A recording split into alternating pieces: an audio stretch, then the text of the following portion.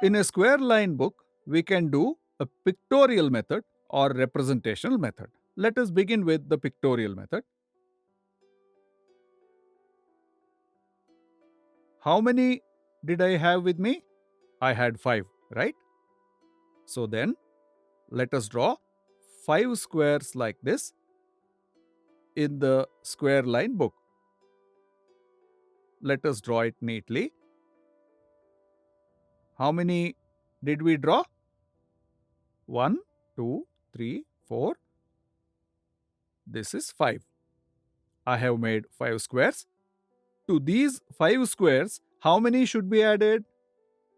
We are using the same example also, the one that had been done in the concrete stage, correct? Therefore, I am adding 3 more to this. If you draw these 3 squares in the line below, it will be easier to make out that quantity. So now, how many are there totally? This has to be calculated. While calculating, we have to ask the children to touch it, because here we touched the objects and calculated. So 1, 2, 3, 4, 5, 6, 7, 8. So wherever I have put a dot, all those have been counted.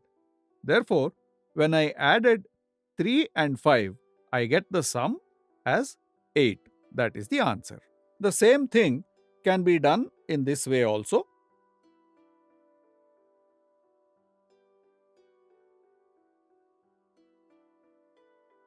Here I made 5 stars, and here 3 stars. I have to add both these now. This is one quantity and this is the second quantity. So if I add both these quantities here, what answer will we get? So let us add both these. How many are here? 1, 2, 3, 4, 5. How many are here? 3 are there. 1, 2, 3. That means how many are there totally? We'll have to count them now. Let us touch these and count.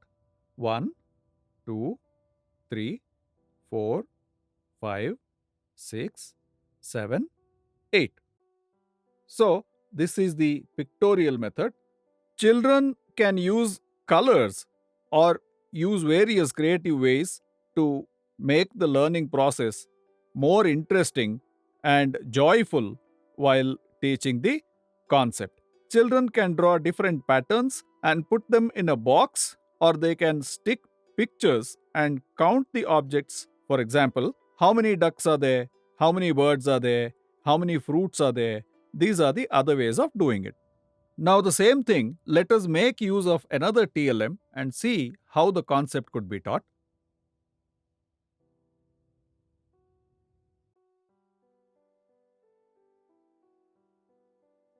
These yellow cubes, 1, 2, 3, 1, 2, 3, 4, 5.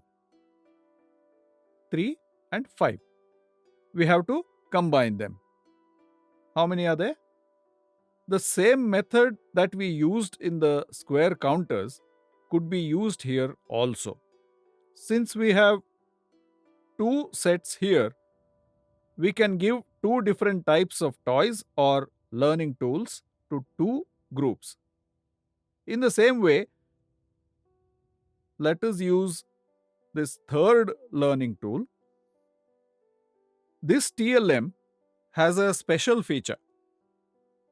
That is, all the objects are in one line or in a sequence, right? One behind the other. How can addition be done in this? What quantity had I taken earlier? 5, correct? I had with me 5 objects. What did I add to that? How many square counters did I add? 3 square counters, correct? So then, first, let us take 5 beads in this number line. 1, 2, 3, 4, 5. After taking 5, I will put a clip. Now, what is our next quantity? How much is it? It was 3. So 1, 2, 3. After taking 3, I will put another clip. So here are 5 beads to which I have added 3 beads. Therefore, by adding 5 and 3, how much did I get? If we have to get the answer, what magic will give us the answer? Look here, we got the answer as soon as we removed this clip. Added these both. I counted 5 first, then I counted 3, and then I removed the clip from here. As soon as I removed the clip, I got the answer 1, 2, 3, 4, 5, 6, 7, 8. Correct? We got the same answer, right? When we use the square counters or the yellow cubes, we got the same answer. We have done the same calculation here as well. Here, we put a clip after the first digit and one clip after the second digit. After that, when we remove the clip in the middle, we get the sum or the answer that we get by adding two quantities.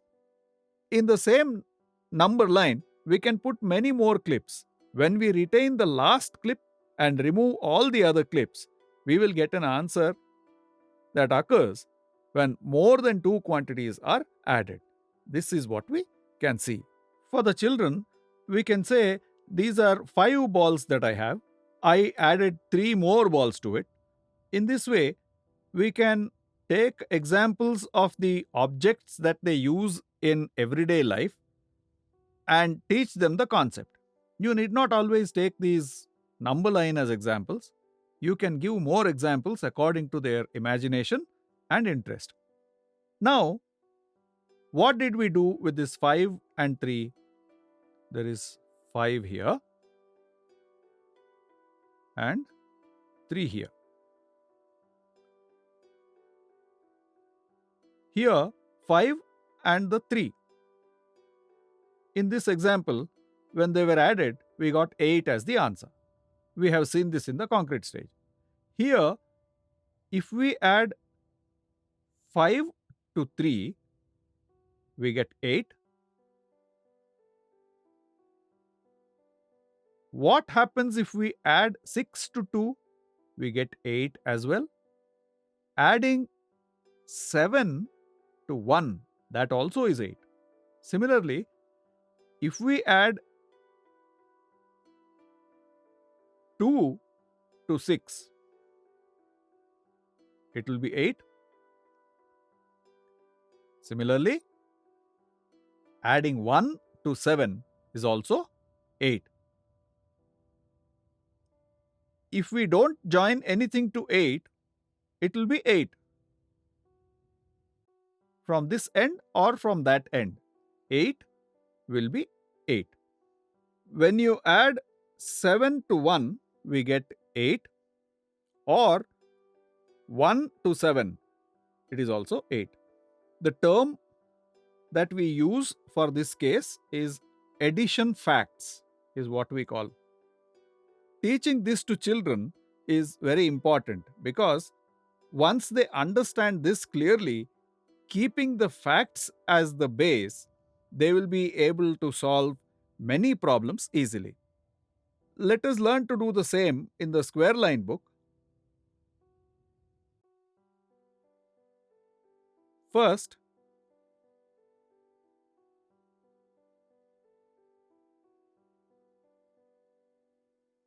I will draw 5 squares. To this, if I add 3 squares, I get 8. The same thing,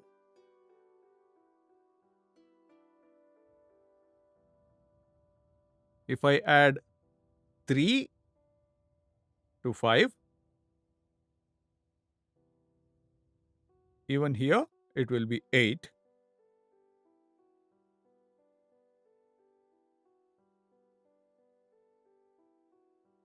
If you add